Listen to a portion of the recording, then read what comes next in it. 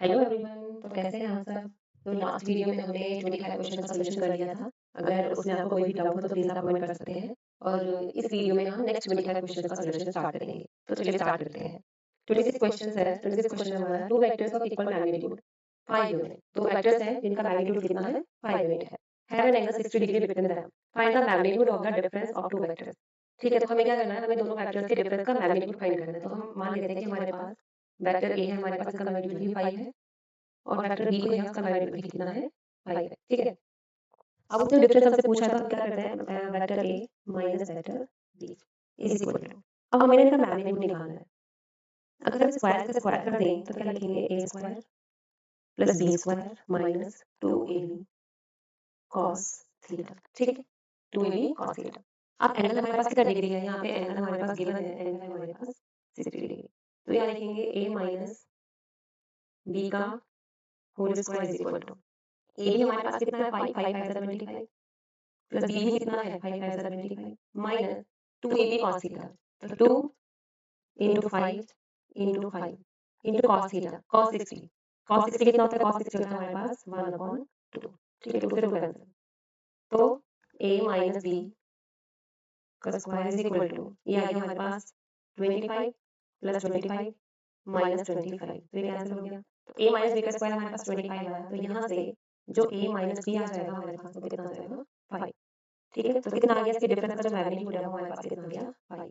तो यहाँ से हमारा आंसर कौन सा है, हमारा बी ऑप्शन यहाँ पे क्या हो जाएगा, करेक्ट हो जाएगा।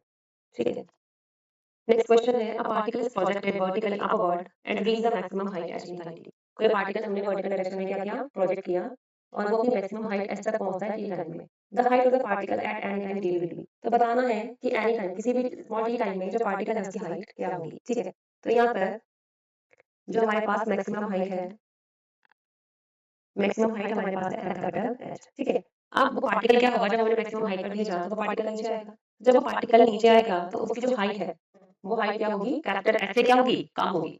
तो क्या होगा, एट एनी टाइम टी, इसकी जो हाइट होगी वो कितनी होगी, जो टोटल हाइट जो हमारी मैक्सिमम हाइट थी एच, उसमें से माइनस कर देंगे 1/2 जी टी माइनस टी का होल स्क्वायर। ठीक है, यहाँ पे कौन सा फॉर्मूला लगा, फॉर्मूला लगा S is equal to UT plus half UT plus half GT square. ठीक है, अब क्योंकि अब जब मैक्सिमम हाइट तक पहुंचा, जब वापस आएगा तो इनिशियली जो हमारी जो स्मॉल यू की वैल्यू होगी, तो हो जाएगा हमारा 0। तो कितना बचेगा, हाफ जीटी स्क्वायर। ठीक है, अब मैक्सिमम हाइट निकालनी है, मैक्सिमम हाइट हमारे पास है, तो अब जो हाइट है किसी भी टी टाइम पर वो कितनी होगी, मैक्सिमम हाइट में से हम क्या कर देंगे, इसको माइनस कर देंगे, और हमारा टाइम यहाँ पर कितना हो जाएगा, यहाँ पर टाइम हमारा हो जाएगा स्मॉल टी माइनस टी। ठीक है, तो कौन सा ऑप्शन करेक्ट होगा, यहाँ पर डी ऑप्शन हमारा करेक्ट हो जाएगा। Next question number 28। cricket ball is thrown at a speed of 28 metre पर second in a direction 30 degree above the horizontal। हमने क्या किया, क्रिकेट बॉल है जिसको हमने फेंक दिया कितना, 28 मीटर पर सेकंड की स्पीड से हम उसको क्या कर रहे थे, उसको फेंक रहे थे 30 डिग्री के एंगल की डायरेक्शन में। Calculate the maximum height gain by the ball. अब हमें यहाँ पर निकालनी है मैक्सिमम हाइट, मैक्सिमम हाइट। ठीक है, अब जब हमने क्या किया होगा, हमने इसको प्रोजेक्ट किया होगा। ठीक है, एंगल कितना था 30 डिग्री। अब यहाँ पर जो हमारी जो स्पीड होगी, ये वाली यहाँ पर होती है हमारी cos थीटा, यहाँ पर यू साइन थीटा। ठीक है, यू वाई और ये यू एक्स cos थीटा। अब मैक्सिमम हाइट का फॉर्मूला हमें पता है, हमारे पास होता है H is equal to U square upon 2 G. ठीक है, अब क्योंकि यू इज इक्वल टू हमारे पास कितना हो जाएगा, यू को हम कितना मानेंगे, यू है हमारा यू बाई साइन थीटा, क्योंकि हमारे अभी हमारे पास कौन सी वेलोसिटी है, अभी हमारे पास वर्टिकल वेलोसिटी होगी। ठीक है, तो हम यहाँ पर रखेंगे यू साइन थीटा का होल स्क्वायर अपॉन में 2 जी। यू कितना है हमारे पास 28 इंटू 28। ठीक है, साइन थीटा का स्क्वायर साइन 30, साइन 30 हमारे पास होता है 1/2, तो साइन 30 का स्क्वायर हो जाएगा हमारे पास 1/4 और अपॉन में 2 इंटू 9.8। ठीक है, 4 7 जा 28 और हो जाएगा 2 1 जा 2 2 4 जा 8। तो ये हमारे पास बचेगा 14 इंटू 7 अपॉन में 9.8। तो ऊपर मल्टीप्लाई करेंगे तो आ जाएगा 98 अपॉन में 9.8। ठीक है, तो ये हमारे पास कितना आ जाएगा, ये हमारे पास आ जाएगा 10 मीटर। ठीक है, तो आंसर कितना आ जाएगा हमारे पास 10 मीटर, यानी कि ऑप्शन ए हमारा करेक्ट है। Next, the displacement s of a particle moving in one dimension under the action of constant force।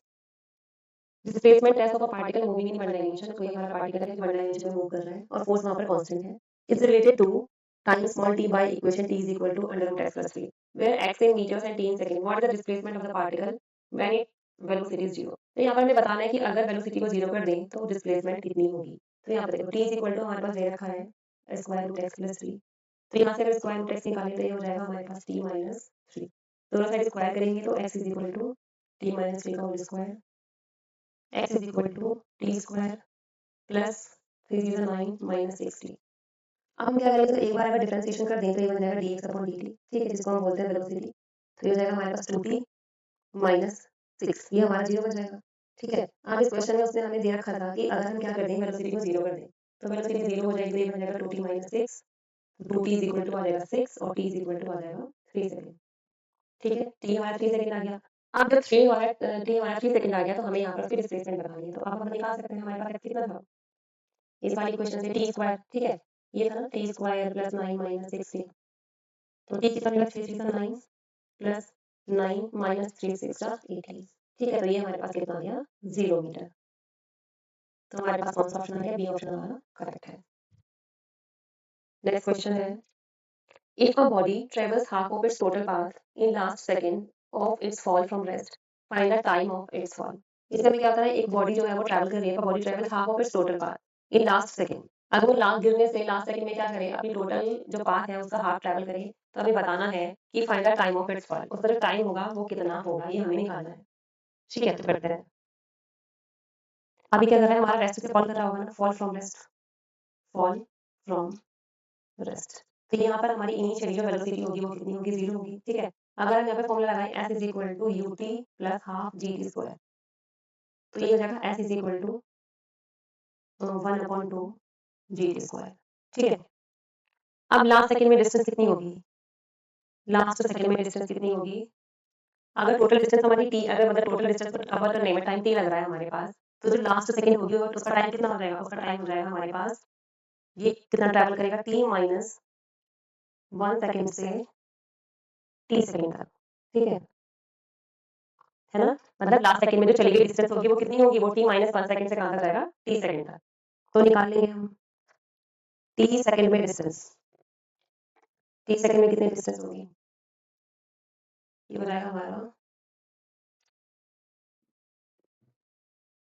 st is equal to 1/2 gt square, ठीक है। ये तो t सेकंड में हो गया, और जब हम निकालेंगे t माइनस 1 सेकंड में, तो ये कितना हो जाएगा, 1/2 g t माइनस 1 का होल स्क्वायर, ठीक है।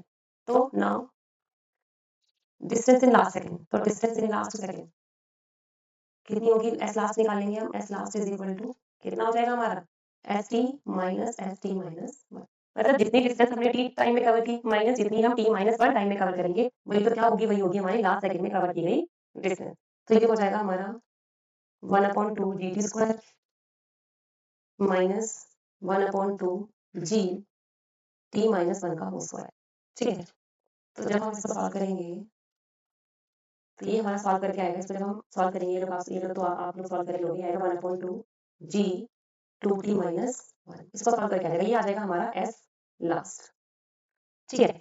अब कंडीशन से हमें कंडीशन दे रखी है नाउ, क्या कंडीशन दे रखी है, if a body travel half of its total path in last second, ठीक है। तो उसने बोला कि जो लास्ट सेकंड में है वो कितना कवर करेगी, अपनी टोटल पाथ का हाफ कवर करेगी, ये उन्होंने हमें कंडीशन दी है, ठीक है। तो s लास्ट हमारे पास कितना आ गया, ये आ गया हमारे पास 1/2 g 2t minus 1 is equal to 1/2, ठीक है, इनटू अब t हमारे पास कितना आया था, 1/2 जी टी स्क्वायर, ये आया था, ठीक है। आप इसको नेक्स्ट सॉल्व करते हैं, थोड़ा सा रफ कर लेते हैं इसको हम,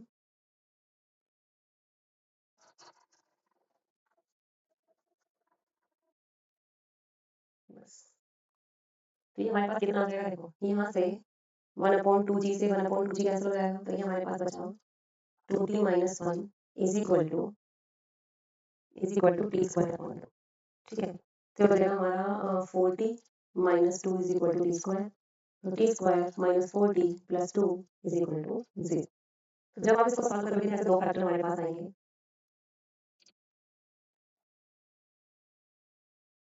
इसको हम यूज सॉल्व करेंगे, आप किसी भी मेथड से सॉल्व करते हो, सीधे बाजार से नहीं कर सकते हो, नॉर्मल फैक्टर से भी आप कर सकते हो।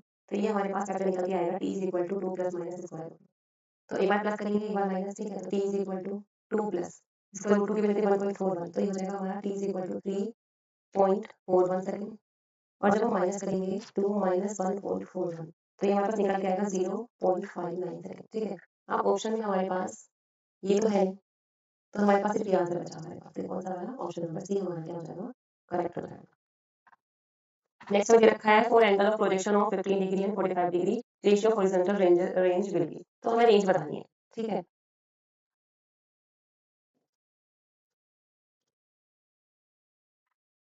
ये एक बार एंगल हमारा कितने डिग्री है? 15 डिग्री, और एक बार हमारा एंगल कितने डिग्री है?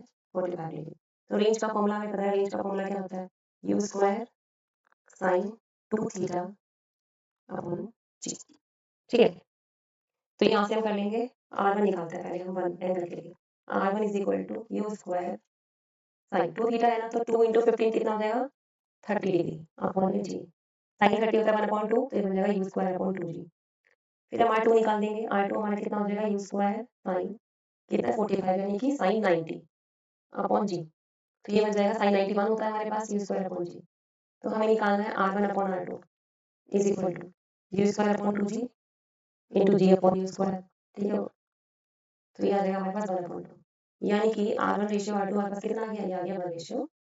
तो हमारे पास डी ऑप्शन हमारा करेक्ट है। नेक्स्ट हमारे पास क्वेश्चन है, question number 32। A block of mass m fly down an inclined surface of inclination 30 degree with the horizontal.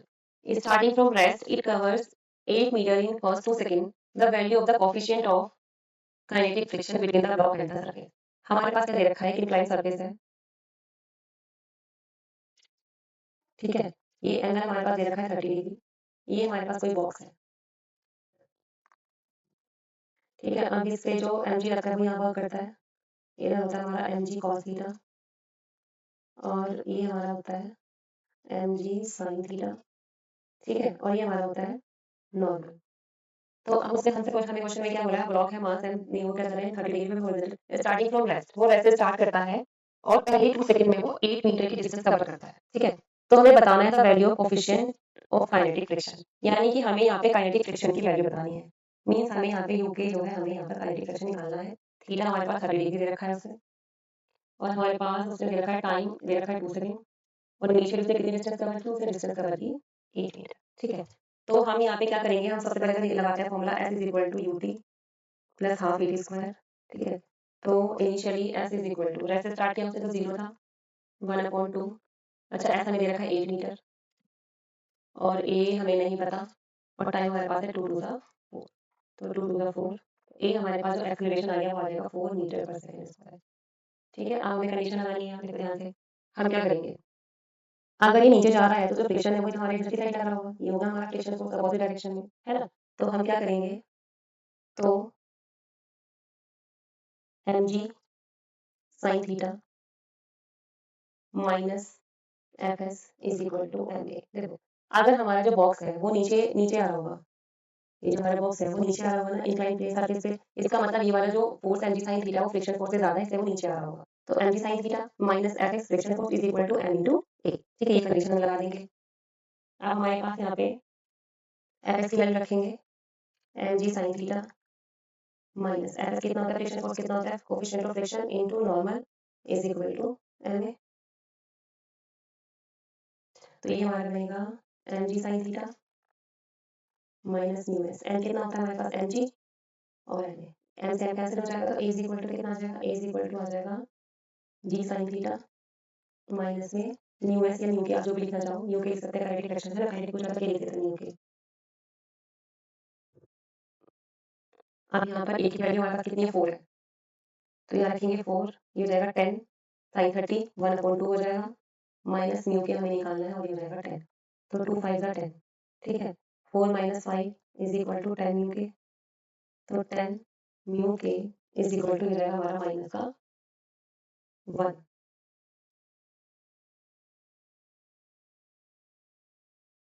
ठीक है, और यहाँ पर अच्छा, यहाँ पे हमने एक चीज़ मिस कर दी।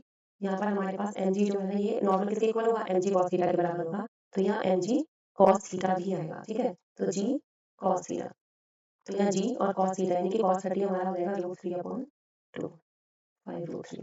तो यहाँ हमारे पास आएगा, ये आ जाएगा हमारे पास 5 5 म्यू के और ये √3। तो ये हमारे पास आ जाएगा यहाँ से ये आ जाएगा हमारे पास म्यू के इज इक्वल टू -1/5/3। ठीक है, ये चीज क्लियर है ना कि यहाँ पर जो नॉर्मल है वो किसके इक्वल हो जाएगा, वो हो जाएगा mg cos थीटा के। अब यहाँ पर हम रूट 3 की वैल्यू पुट कर देंगे तो ये हमारे पास आएगा 1/√3 की वैल्यू 1.71 माइनस 1/8.55 और ये हमारे पास आंसर आएगा 0.116। तो ये सी ऑप्शन हमारे यहाँ पे करेक्ट हो जाएगा। ठीक है, next question number 33. A car is accelerating on a horizontal circular road of radius r at a constant rate a is equal to dv upon dt. The coefficient of friction between tires and road is mu. The speed at which car will skid is. ठीक है, तो ये कह रहा है कि कोई हमारी कार है, ये car is horizontal circular road पर वो क्या कर रही है, घूम रही है। अब कांस्टेंट रेट है उसका a, तो क्या होगा, अब जब यहाँ पे घूम रही होगी ये, ठीक है, तो इस पर जो इसकी जो एक्सेलरेशन होगा वो टेंजेंशियल एक्सेलरेशन वो ये होगा और एक हमारे पास सेंट्रीफ्यूगल एक्सेलरेशन वो सेंटर की तरफ रखा है ये। ठीक है ना, अब हमारे पास यहाँ पर इन्हें गिवन है, देखो a इज इक्वल टू जो हमारा टेंजेंशियल है वो हमारा कितना है, at इज इक्वल टू कितना रखा है dv अपॉन dt, यानी at is equal to dv upon dt है हमारे पास और ये हमारे पास a हो जाएगा। ठीक है, ये हमारा सेंटीमीटर एक्सेलरेशन इधर लग रहा होगा ये। अब अगर इसके रिजल्टेंट निकालें हम ये, तो ये हमारे पास कितना आएगा, a आ जाएगा। ठीक है, तो यहाँ पर टेंजेंशियल एक्सेलरेशन हमारे पास जो है वो कितना है, वो हमारे पास दे रखा है 80 है ना, ये हमने a ले लिया। अब जो सेंट्रीपिटल होगा, जो हमारा सेंट्रीपिटल लगेगा एक्सेलरेशन, ये हमारे पास हो जाएगा ac, तो इसकी वैल्यू होती है v² अपॉन r। ठीक है, अब इसका रिजल्टेंट अगर हम निकालेंगे यार तो कितना आएगा, स्क्वायर रूट में 80 का स्क्वायर प्लस ac का स्क्वायर यानी कि a² plus v² upon r का स्क्वायर। ठीक है, अब इसमें बताना क्या है, कोफिशिएंट दे रखा है, इसमें बताना है कि वो the speed at which car will skid, कि वो स्पीड बतानी, इस पर कार क्या करना शुरू कर देगी, कार स्किड करना स्टार्ट कर देगी, वो हमें बताना है। तो ए आर हमने निकाल लिया। ठीक है, अब यहाँ पर अगर हम बात करें कि फ्रिक्शन फोर्स की बात करें, तो बोल रखा है कि फ्रिक्शन फोर्स कितना होता है, फ्रिक्शन हमारे पास होता है, ये फ्रिक्शन फोर्स हो जाएगा m इंटू ए आर। ठीक है, ये हो जाएगा, मतलब जो फ्रिक्शन फोर्स है वो किसको बैलेंस कर रहा होगा, the coefficient of friction between tyres and road is mu. तो जो फ्रिक्शन फोर्स है वो हमारा जो नॉर्मल फोर्स है, जो यहाँ फोर्स लग रहा होगा और जो फ्रिक्शन फोर्स इधर लगेगा, ये आपस में क्या करेंगे, एक दूसरे को बैलेंस करेंगे ना। ये लग रहा होगा फ्रिक्शन फोर्स, अभी हमारा फोर्स लग रहा होगा, ये हमारा फोर्स है ना, तो ये एक दूसरे को क्या करेंगे, बैलेंस कर रहे होंगे। तो फ्रिक्शन फोर्स की वैल्यू क्या होती है, न्यू एन, और ये हो जाएगा m, और ए आर अभी हमने निकाला स्क्वायर रूट में a², ये हो जाएगा b² b की पावर 4 और अपॉन में r²। ठीक है, अब म्यू हमारे पास क्या है, म्यू हमारे दे रखा है, म्यू नॉर्मल कितना होता है mg, तो यहाँ से आ जाएगा mg is equal to m और स्क्वायर रूट में हमारी वैल्यू a² प्लस b की पावर 4 अपॉन r², m से m कैंसिल हो जाएगा। तो अगर मैं स्क्वायर रूट स्क्वायर में mu square g² a² plus b की पावर 4 अपॉन r², तो अगर हम यहाँ से निकालें b की पावर 4 अपॉन r² कितना आ जाएगा, mu square g² minus a²। ठीक है, और b की power 4 is equal to mu square g² minus a² r²। तो b इज इक्वल टू आ जाएगा mu square g² minus a² r² और इसकी पावर 1/4। तो कौन सा ऑप्शन करेक्ट है हमारे पास, mu square g² minus a² r² 1/4। तो यहाँ पर ए ऑप्शन हमारा क्या हो जाएगा, करेक्ट हो जाएगा। नेक्स्ट है, a particle is dropped from the top of tower 100 metre high. एक 100 मीटर हाई टावर है, वहां से हमने किसी पार्टिकल को ड्रॉप कर दिया। तो ये हमारे पास टावर है, ये ग्राउंड है। ठीक है, और इसकी हाइट कितनी रखी उन्होंने बोला कि इसकी हाइट है 100 metre. Another particle is projected upward at the same time from the bottom of tower and meet the first particle at a height of 20 metre. तो ये कह रहा है कि जब हमने एक पार्टिकल, तो यहाँ था कोई ए पार्टिकल, यहाँ था, उसको ऊपर से ड्रॉप कर रहे हैं, फिर कोई बी पार्टिकल यहाँ ग्राउंड पर है और बी पार्टिकल को हम क्या कर रहे हैं, ऊपर फेंक रहे हैं। तो ये कह रहे हैं कि जो 20 मीटर पर ये दोनों क्या कर रहे हैं, ये मीटिंग कर रहे हैं 20 मीटर पर। तो ये डिस्टेंस कितनी हो गई, ये हो गई 20 मीटर। ठीक है, अब इस सेकंड वाले पार्टिकल को ऊपर फेंक रहे हैं, तो ये किसी एक पॉइंट पर मीट कर रहे हैं। अब वो हाइट कितनी है, फर्स्ट की कितनी है, 20 मीटर। तो इसका मतलब जो फर्स्ट पार्टिकल है हमारा, वो यहाँ तक जब चला होगा तो उसने कितनी डिस्टेंस कवर की होगी, 80 मीटर। ठीक है, यहाँ पे इस मीटिंग पॉइंट पर ही मिल रहा है। अब हमें निकालना क्या है, find the velocity with which the second particle is projected upward. तो हमें बताना है कि जो सेकंड पार्टिकल है, जब हम इसको क्या हुआ, हम इसको ऊपर की डायरेक्शन में फेंका होगा तो कितनी स्पीड से इसको हमने फेंका होगा। तो हमें इतनी क्या निकालनी है, बी पार्टिकल की वेलोसिटी निकालनी है। ठीक है, तो करते हैं, जब हमने फर्स्ट पार्टिकल को ड्रॉप किया होगा ना, फर्स्ट पार्टिकल को मतलब हमारा जो ए पार्टिकल है, जब हमने ड्रॉप किया होगा यहाँ से, तो यू कितना रहा होगा, 0। ठीक है, तो हम लगाएंगे formula is equal to UT plus half A T square, तो यू तो 0 था, 0 1/2 जी टी स्क्वायर। ठीक है, तो डिस्टेंस एस कितनी कवर की इस पार्टिकल से मिलने तक 80 1/2 इंटू 10 ठीक है। टी स्क्वायर में नहीं पता, टी स्क्वायर हम निकालेंगे।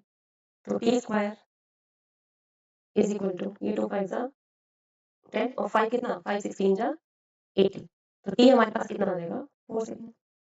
अब जब हमारे पास टाइम आ गया, इन्होंने हमें बोला है कि दोनों के लिए टाइम टाइम कितना दे रखा है, सेम टाइम दे रखा है, ठीक है। तो अब हम क्या करेंगे, इस सेकंड पार्टिकल के लिए टाइम हम ये यूज करेंगे अपना, और यहाँ से इसकी क्या निकाल देंगे, स्पीड निकाल देंगे। तो फॉर्मूला सेम लगाएंगे हम, ठीक है ना। नाउ किसके लिए, सेकंड पार्टिकल के लिए कर रहे हैं, सेकंड पार्टिकल। तो s is equal to ut plus half gt square. s कितना यहाँ पर, s है 20, ठीक है। u हमें नहीं पता, हमें निकालना है। t हमारे पास आ गया 4 सेकंड प्लस 1/2 इंटू 10 इंटू 4 4 से कितना आ जाएगा, 4 4 16 2 8 16। तो हमारे पास आ जाएगा ये 20 इज इक्वल टू 4u और प्लस में 80। तो 4u इज इक्वल टू हमारे पास कितना आ जाएगा, ये हमारे पास आ जाएगा, एक सेकंड, यहाँ पर हमें क्या करना था, हम साइन हमें कौन सा लेना है, ऊपर कहीं का है ना। तो जी हमारा कितना होगा, जी हमारा हो जाएगा नेगेटिव। तो जी हमारा नेगेटिव होगा, तो ये हो जाएगा 100 और यू हमारे पास आ जाएगा 25 मीटर पर सेकंड। तो कौन सा ऑप्शन हो जाएगा हमारा, बी ऑप्शन हो जाएगा हमारा करेक्ट। नेक्स्ट क्वेश्चन करेंगे। The acceleration of a particle is given by 8 is equal to 80 minus 3 if the initial velocity at t is equal to 0 is 4 meter per second, then the velocity at t is equal to 5 second is। इसमें हमें क्या करना है, हमें acceleration given है कितना है 80 minus 3। इन्होंने बोला है कि initially t is equal to 0 पर जो हमारी स्पीड है वो कितनी है, 4 मीटर पर सेकंड है। तो बताना है कि t is equal to 5 second पर इनकी वेलोसिटी कितनी होगी। तो क्या करेंगे, देखो गिवन है t is equal to 0 पर दे रखी है भाई, हमें वेलोसिटी दे रखी है हमें इन्होंने 4 मीटर पर सेकंड। अब देखो यहाँ पर जो है इस वाले क्वेश्चन में एक्सेलरेशन कांस्टेंट नहीं है, मतलब चेंज हो रहा है, t की वैल्यू चेंज करते जाएंगे तो एक्सेलरेशन चेंज होता जाएगा। तो इस वाली सिचुएशन में हम यहाँ पर v is equal to U plus A T वाला फॉर्मूला नहीं यूज कर सकते। अब कुछ लोग सोचेंगे कि ये वाला फॉर्मूला हमने यूज क्यों नहीं किया, ये वाला, ठीक है। तो ये हम तब यूज करते हैं जब एक्सेलरेशन हमारा कांस्टेंट हो। तो अब हम यहाँ पर क्या करेंगे, हम यहाँ पर करेंगे a इज इक्वल टू कितना होता है हमारे पास, dv अपॉन dt, ठीक है। तो dv कितना हो जाएगा, dv इज इक्वल टू हो जाएगा a dt। तो अब हमें यहाँ पे करना पड़ेगा इसका इंटीग्रेशन, ठीक है। तो dv is equal to a कितना है हमारे पास 8t minus 3 dt। तो v इज इक्वल टू आ जाएगा हमारे पास 8 t स्क्वायर अपॉन 2 और माइनस 3 t। तो v इज इक्वल टू हो जाएगा हमारे पास 4t स्क्वायर, अच्छा कांस्टेंट भी आता है जब हम इंटीग्रेशन करते हैं, लिमिट गिवन ना हो, 4t square minus 3t plus c, ठीक है। कांस्टेंट कब लेंगे, अगर हमें लिमिट गिवन होती यहाँ पर तो हम कांस्टेंट लिखने की हमें जरूरत नहीं थी। अब देखो at t is equal to 0, t is equal to 0 पर स्पीड कितनी दे रखी है उन्होंने, 4 सेकंड। कितनी है, 4 सेकंड, सॉरी 4 मीटर पर सेकंड, 4 मीटर पर सेकंड। तो जब इस वाली इक्वेशन में वैल्यू पुट करेंगे, जब v को हम 4 रखेंगे, टाइम 0 है, तो ये c की वैल्यू कितनी आ गई हमारे पास, 4 आ गई, ठीक है। नाउ अब क्या करेंगे, v is equal to 4t square minus का 3t और ये हो जाएगा प्लस हमारा 4। अब उसने बोला कि वेलोसिटी कितनी निकालनी है, t इज इक्वल टू 5 पर, तो t is equal to 5 second रख देंगे, हमारा आंसर आ जाएगा। तो v is equal to 4 into 25 minus 3 5 15 और प्लस में 4। तो v is equal to 100 minus 5 plus में 4, ठीक है। जब इसको सॉल्व करेंगे तो 104 माइनस 5, तो ये हमारे यहाँ पे हमारा आंसर आ जाएगा, एक सेकंड, 104 में माइनस 15 15 है, सॉरी 15 है ना। तो हमारे पास आंसर आएगा 89 मीटर पर सेकंड। तो कौन सा ऑप्शन है हमारे पास, बी ऑप्शन यहाँ पर करेक्ट हो जाएगा। नेक्स्ट क्वेश्चन करते हैं हमारे पास, इसे हमने consider a frame of reference rotating with constant angular velocity, which of the following forces can be experienced in such a frame of reference. कि कोई फ्रेम ऑफ रेफरेंस है वो कांस्टेंट एंगुलर वेलोसिटी से क्या कर रहा है, रोटेट कर रहा है, मूव कर रहा है ना। तो कौन सा फोर्स एक्सपीरियंस करेगा, तो इसका जो आंसर होगा वो होगा हमारा सेंट्रीफ्यूगल फोर्स A1 और इस जगह हमारा कर्ल फोर्स, तो ये हमारा यहाँ पर ऑप्शन हो जाएगा बी करेक्ट, 1 एंड 3 दोनों सही होंगे। Find the angle of friction if the coefficient of static friction μs is 1, ठीक है। तो ये होता है हमारे पास angle of friction and coefficient of friction के बीच में relation tan phi is equal to μs। तो tan phi is equal to μs हमारे पास 1 है, tan phi is equal to tan 45 की हमारे पास वैल्यू होती है 1, ठीक है। तो हमारे पास एंगल आ जाएगा 45 डिग्री, तो ऑप्शन बी हमारे पास करेक्ट हो जाएगा। नेक्स्ट है 39 क्वेश्चन हमारे पास, a constant force acting on a body of mass 3 kg changes its speed from 2 meter per second to 3.5 meter per second in 25 seconds. The direction of the motion remain unchanged. What is the magnitude of the force? ठीक है, हमारे पास मास कितना है, मास है हमारे पास 3 kg, initial हमारी speed change हो रही है 2.0 से टू 3.5, यानी कि इनिशियल स्पीड हो गई 2 मीटर पर सेकेंड और फाइनल स्पीड हो गई 3.5 मीटर पर सेकेंड।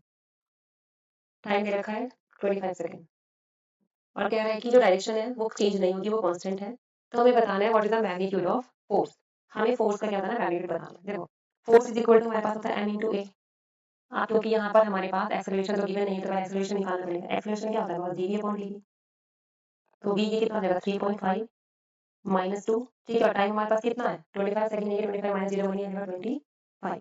ए हमारे पास कितना हो जाएगा, ए हमारे पास रहेगा 1.5 अपॉन में 25, तो ये रहेगा 0.06 मीटर पर सेकंड स्क्वायर। अब ए यहाँ से ए हमारे पास आ गया तो एफ निकालेंगे। एम कितना है 3 इंटू 0.6, तो ये हमारे पास आ जाएगा 0.18 मीटर, ठीक है। 0.06, तो कौन सा ऑप्शन करेक्ट है हमारे पास, ए ऑप्शन यहाँ पर हमारा करेक्ट हो जाएगा। Which of the following statement is are not true about forces? Forces do not obey principle of superposition। बता रहे हैं कि कौन सा ट्रू नहीं है, कौन सा हमारे पास गलत है, ठीक है। तो force do not obey principle of superposition, force is a vector quantity, ये तो सही है, ये हमारे पास गलत है पहला वाला, ठीक है। Forces always arises from interaction between system, ये भी करेक्ट है। Gravitational Coulomb force decreases as 1/r⁵, नहीं ये 1/r² होता है, तो ये भी हमारा क्या है, गलत है। तो हमें बताना था कि कौन सा सही नहीं है, मतलब कौन सा गलत है, तो हमारे पास हो जाएगा ऑप्शन सी 1 एंड 4 हमारे गलत है। नेक्स्ट है a bullet of 40 gram mass emerged with 300 meter per second velocity from a gun of 15 kg mass, find the recoil velocity of the gun is। इसमें हमें निकालनी है रिकॉइल वेलोसिटी। अब देखो यहाँ पर हमें दे रखा है कि जो गन है, गन गन का जो मास है वो कैपिटल एम मान लेते हैं, वो हमारे पास है 15 kg, ठीक है। अब हमारे पास उसने बोला है कि find recoil velocity of gun, gun की वेलोसिटी हमें निकालनी है और हमें गिवन है बुलेट का मास, उसका स्मॉल एम मान लेते हैं। स्मॉल एम कितना है 40 ग्राम, इसको कन्वर्ट करेंगे केजी में तो 0.04 kg आ जाएगा और ये इसकी वेलोसिटी हमें गिवन है 300 मीटर पर सेकेंड, ठीक है। अगर हम यहाँ पे लगाएं लॉ ऑफ कंजर्वेशन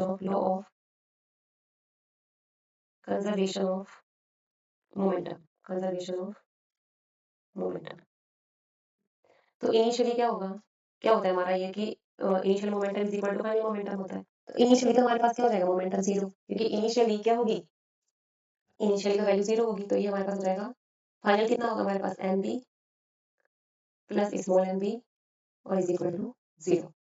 तो m b is equal to minus m b, b हमें निकालनी है, हमें गन की वेलोसिटी निकालनी है, minus m b upon capital m. Small m कितना है हमारे पास 0.04,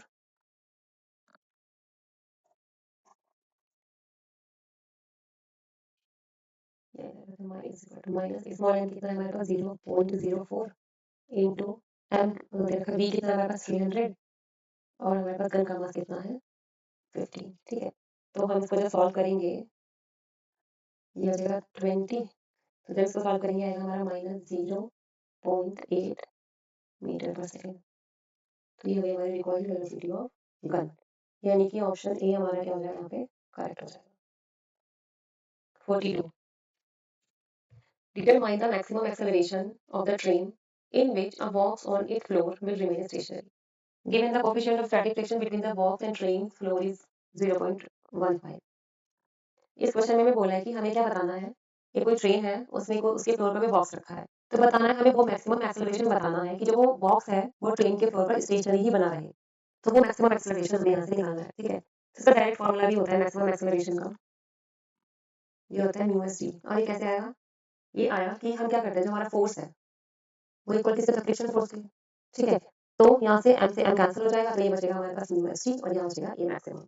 तो यहाँ से ए मैक्सिमम से निकालेंगे, डायरेक्ट फॉर्मूला यूज करते हैं न्यूमेरिकल्स में, मैक्सिमम किसके लिए, मैक्सिमम एक्सेलरेशन के लिए। म्यू एस कितना है 0.15 इंटू ये हो जाएगा हमारे पास 10, तो ये आ जाएगा 1.5 मीटर पर सेकंड स्क्वायर। तो ऑप्शन कौन सा है हमारे पास, सी ऑप्शन हो जाएगा यहाँ पे करेक्ट। नेक्स्ट है 43 an object is moving on a curved path which of the following quantity may remain constant during the motion. कौन सी क्वांटिटी कांस्टेंट रहती है जब वो मोशन करता है, तो कौन सी रहेगी, ये तो इजी है, तो स्पीड हो जाएगा इसका answer. 44 question A drop of water of mass 1 gram falling from a height of 1 kilometer hit the ground with a speed of 50 meter per second. The work done by the gravitational force and that of by the unknown resistive force are respectively। यहाँ से बोला कि कोई drop है water की जिसका मास कितना है, जिसका मास है 1 ग्राम, इसको 1 किलोमीटर की हाइट से क्या करा हमने ग्राउंड जमीन पर गिराया, 1 किलोमीटर इसकी क्या थी, हाइट थी, यानी h is equal to 1 kilometre, यानी कि 1000 मीटर। और ये कितना हो जाएगा, इस जगह 10 की पावर माइनस 3 kg। अब उसने बोला और स्पीड कितनी गिवन है, स्पीड हमें गिवन है 15 मीटर पर सेकंड। तो हमें यहाँ पर दो वर्क निकालने हैं। पहले निकालना है work done by the gravitational force, और दूसरा निकालना है कि जो रेजिस्टिव फोर्स है, जब वो नीचे गिर रही होगी, जो रेजिस्टिव फोर्स होगा उसने कितना वर्क डन किया, और ग्रेविटेशनल फोर्स ने कितना वर्क डन किया, ये हमें यहाँ पे निकालना है। तो करते हैं इसको। पहला हमें निकालना है work done by gravity, work done by gravity. तो कितना होगा वर्क डन बाय ग्रेविटी, ये हो जाएगा हमारे पास mgh। एन कितना है हमारे पास, 1 इंटू 10 की पावर माइनस 3 हो जाएगा, केजी में कन्वर्ट करेंगे, इंटू हो जाएगा 10, इंटू हो जाएगा 1 इंटू 10 की पावर 3। तो ये हमारा आंसर आ गया 10 जूल, 10 जूल। ठीक है, 10 जूल। अब दूसरा हमें निकालना है किसके, एक तो आ गया हमारे पास 10 जूल, तो दूसरा निकालना है जो रेजिस्टिव फोर्स है हमारा, जो उसने वर्क किया होगा वो कितना किया होगा। वैसे तो ऑप्शन से हमारा ये भी आंसर आ गया कि हमारा जो वर्क डन है वो 10 जूल है, और ये हमारा पॉजिटिव है, तो हमारे पास सी ऑप्शन करेक्ट हो जाएगा अगर हम ऑप्शन से लगाएं तो। ठीक है, अब हम निकालते हैं यहाँ पर कि जो रेजिस्टिव फोर्स होगा वो कितना होगा। तो work done bye unknown resistive force, तो ये हो जाएगा, यूज करेंगे work energy theorem, work energy theorem. तो डेल्टा के चेंज इन काइनेटिक एनर्जी कितना होता है हमारे पास, W होता है ना, तो वर्क डन WG, और एक हमारे यहाँ पर दो फोर्स लग रहे हैं, W और रेजिस्टिव फोर्स। तो काइनेटिक एनर्जी निकाल देंगे हाफ mv स्क्वायर से, और WG हमारे पास कितना है 10, और ये W और है ना, हाफ mv स्क्वायर लगा देंगे 1/2, मास कितना है हमारे पास 10 की पावर माइनस 3 की 1/1000, और ये हो जाएगा इनटू v स्क्वायर। v हमारे पास 50 तो 50 का स्क्वायर करेंगे तो जाएगा 2500 10 plus WR। WR is equal to, जब हम इसको सॉल्व करेंगे तो आएगा हमारे पास 1.25 माइनस, ये रहेगा हमारे पास 10, तो रहेगा माइनस का 8.75 जूल। ठीक है, तो सी ऑप्शन हमारा करेक्ट है। Which of the following statements are true, कौन कौन से स्टेटमेंट यहाँ पर ट्रू है। पहले work done by friction over a closed path is zero. ठीक है, तो जो फ्रिक्शन फोर्स है इसके लिए जो वर्क डन है वो जीरो नहीं होता है, ये गलत है। No potential energy can be associated with friction. ठीक है, फ्रिक्शन के लिए कोई भी हमारी पोटेंशियल एनर्जी नहीं मिली, सही है हमारा option, second option. The work energy theorem hold in inertial frames. ठीक है, ये गलत है हमारे पास। The work energy theorem is independent of Newton, second sorry third हमारा ऑप्शन सही है, ये वाला ऑप्शन सही है हमारा, कि जो भी हमारा वर्क एनर्जी थ्योरम है वो सभी इनर्शियल फ्रेम्स के लिए क्या है, वैलिड है। ठीक है, the work energy theorem is independent of Newton, second, तो ये तो गलत है, ये गलत है। तो हमारे पास ऑप्शन सही है, सेकंड ऑप्शन और थर्ड ऑप्शन, तो यहाँ पर डी करेक्ट हो जाएगा हमारा, सेकंड और थर्ड हमारी क्या है, करेक्ट है। The force on a particle of mass 10 gram is 10 I cap plus 5 J cap Newton. If the start from rest, what would be its position at time t is equal to 5 second. तो यहाँ पर हमें बोल रखा है कि जो force है हमारे पास वो कितना है 10 I plus 5 J, ठीक है, और मास दे रखा है उसने हमें 10 ग्राम, यानी कि 0.01 kg। अब उसने बोला कि अगर हमारा जो पार्टिकल है वो स्टार्ट करेगा रेस्ट से, तो जो रेस्ट से करेगा तो जो इनिशियल वेलोसिटी है वो तो 0 हो जाएगी, है ना। तो उसने बोला कि जो t is equal to 5 second पर उसकी पोजीशन बतानी है कि पोजीशन कितनी होगी। तो सबसे पहले वही अपना s is equal to formula लगा देंगे ut plus half at square, ऐसा हमें नहीं पता, u 0 हो जाएगी, तो ये हो गया 1 upon half 2 a t square. ठीक है, अभी पहले a निकालना है, a तो हमें गिवन नहीं है एक्सेलरेशन, तो a निकाल लेते हैं, a निकाल लेते हैं, a इज इक्वल टू, देखो f इज इक्वल टू कितना हो जाएगा अगर हम यहाँ से निकाल ले सकें,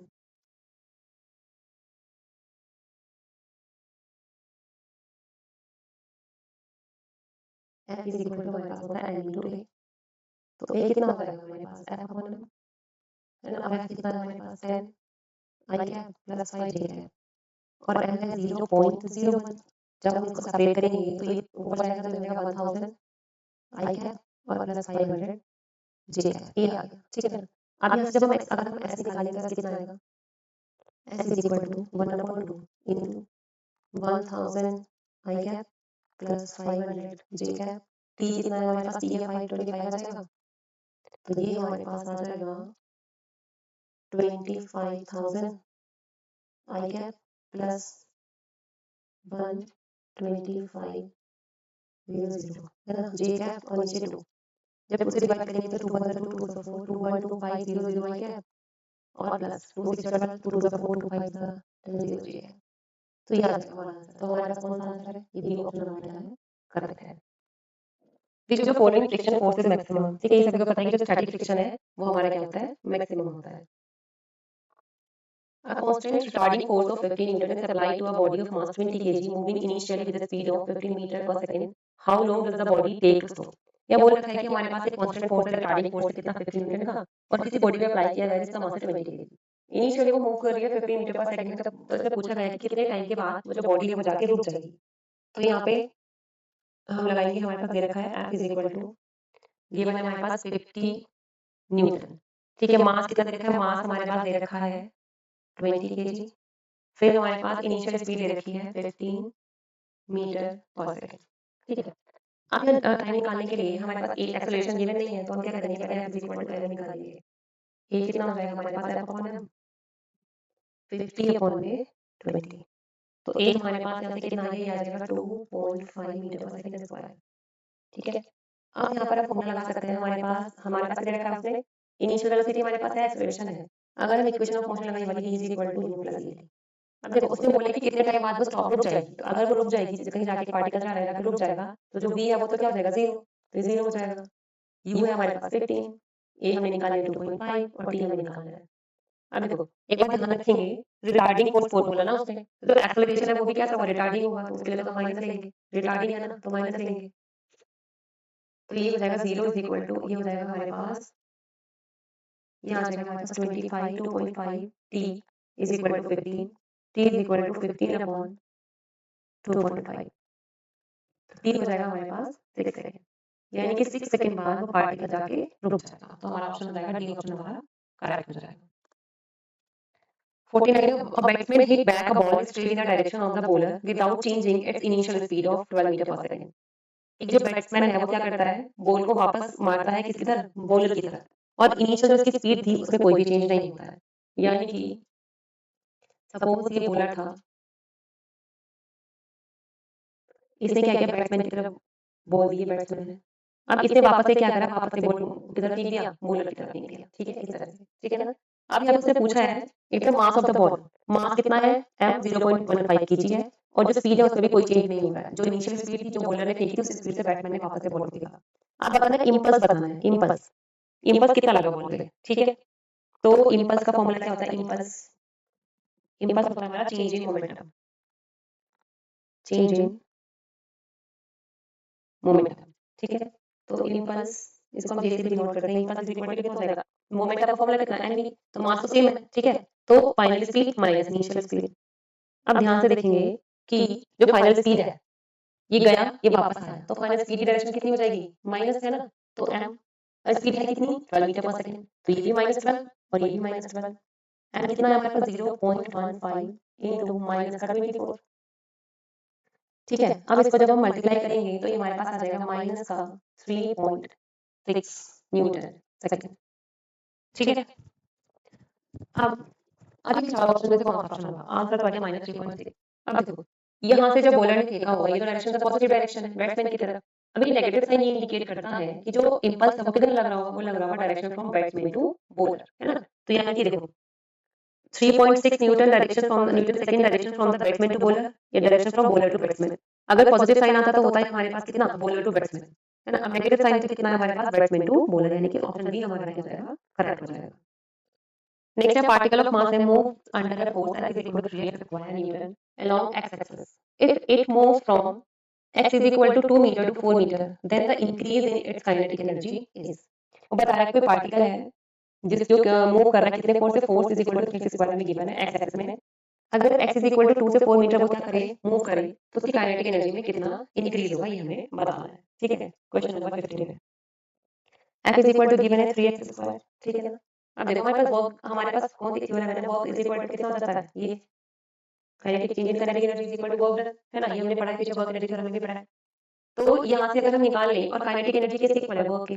ठीक है, तो अगर वर्क निकाल लें तो भाई हमारी क्या आ जाएगी, काइनेटिक एनर्जी आ जाएगी. तो वर्क का फॉर्मूला हमारे पास क्या होता है, फोर्स इनटू डिस्प्लेसमेंट, है ना. तो अब यहाँ पे हो जाएगा हमारे पास W इज इक्वल टू, अब F कितना है हमारे पास, फोर्स यहाँ पर हमारे पास कांस्टेंट तो है नहीं, तो हम इंटीग्रेशन करेंगे, हो जाएगा हमारा 3x स्क्वायर और डिस्टेंस हो जाएगा हमारी dx. लिमिट कितनी दे रखी है उसने, 2 से हमें कितना दे रखा है, 4. तो वो दोनों कितना हो जाएगा, 3 इंटू इंटीग्रेशन कैसे हो जाएगा, x क्यूब अपॉन 3, और लिमिट लगेगी हमारी 2 से 4, 3 से 3 कैंसिल, तो वर्क डन आ जाएगा हमारे पास 64, 4 4 से 16, 16 4 जा 64 माइनस 2 मतलब 4 होगा 8। तो वर्क डन हमारे पास आ जाएगा 56 जूल और वर्क डन 56 जूल आ गया तो हमारे पास काइनेटिक एनर्जी है, काइनेटिक एनर्जी कितना आ जाएगा हमारे पास 56 जूल। तो क्या आंसर हो जाएगा, ये हो जाएगा हमारा option number B is correct. ठीक है, तो ये हमारे हो गए हैं आज के 25 क्वेश्चंस कंप्लीट और जो इसके नेक्स्ट 25 क्वेश्चन है वो हम नेक्स्ट वीडियो में करेंगे। ठीक है, अगर आपको समझ में आया हो तो प्लीज लाइक शेयर सब्सक्राइब जरूर करिएगा और अगर कोई भी डाउट हो तो आप कमेंट जरूर करिएगा। मिलते हैं नेक्स्ट वीडियो में। Thank you so much.